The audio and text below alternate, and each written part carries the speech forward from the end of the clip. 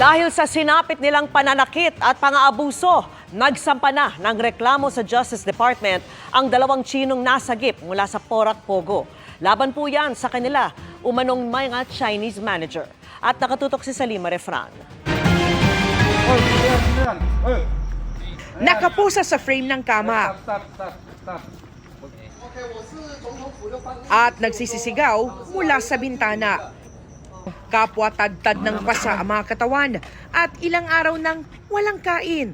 Ganito na iligtas sa mga otoridad ang dalawang Chinese na biktima ng pananakit sa sinalakay na Lucky South 99 sa Porac, Pampanga. Sinalakay noong isang buwan ng mga otoridad ang Pogo Hub dahil sa mga sumbong ng iligal na aktibidad tulad ng scamming, human trafficking, sex trafficking, kidnapping at torture.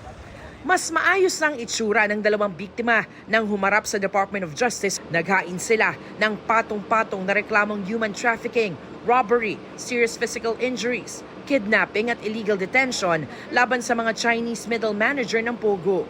They put workers here from abroad to work in these Pogo hubs by force or intimidation for whatever leverage or form of pressure, forcing them to do that. Kept locked for several days and also binugbog, subjected to inhumane treatment. Dalawa sa kanila nasa Presidential Anti-Organized Crime Commission o PAOC Temporary Detention Facility sa Pasay. 7 ang at-large pa. Sasailalim muna sa evaluation ng Department of Justice ang mga reklamo bago magtakda ng preliminary investigation.